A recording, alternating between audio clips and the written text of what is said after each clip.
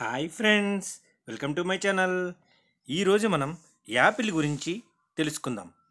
యాపిల్ను తొక్కతో తినవచ్చా, తినకూడదా, అతిగా తినడం వల్ల శరీరానికి ఏమవుతుంది, ఇలాంటి సందేహాలు మీలో చాలామందికి ఉండే ఉంటాయి.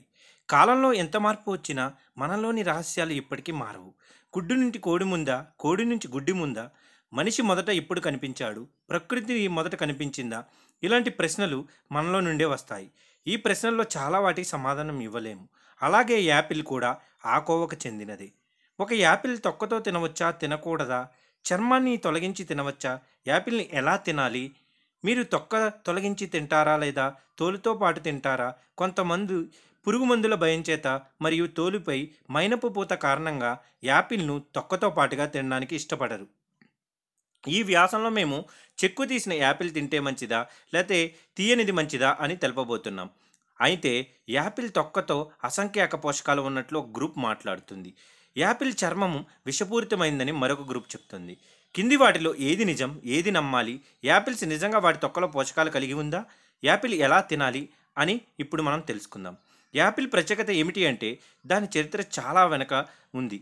ఆడమ్ అండ్ ఈవ్ కథ నుండి యాపిల్ వైద్య ప్రయోజనాల వరకు ఈ ప్రపంచ ప్రజలు దీన్ని ఒక ప్రత్యేక మార్గంగా చూస్తారు. యాపిల్స్లో చాలా పోషక విలువలు ఉన్నాయి. మనము అన్ని పండ్లు తొక్కలతో తినలేము. మనం కొన్ని పండ్లను తొక్కలతో మాత్రమే తినగలం. కానీ కొన్ని పండ్లు తొక్కలు తినదగినదే అయినప్పటికీ మనం దాన్ని తప్పించుకుంటాం. దీనికి ప్రధాన కారణం విషపూరితం. యాపిల్స్పై జరిపిన అధ్యయనం నుండి అనేక ఫలితాలు వెలువడ్డాయి. యాపిల్పై ఉపయోగించే పురుగుమందుల వల్ల ముఖ్యంగా విషమైనపు ఉత్పత్తులలో తొక్క తినకూడదని శాస్త్రవేత్తలు అంటున్నారు.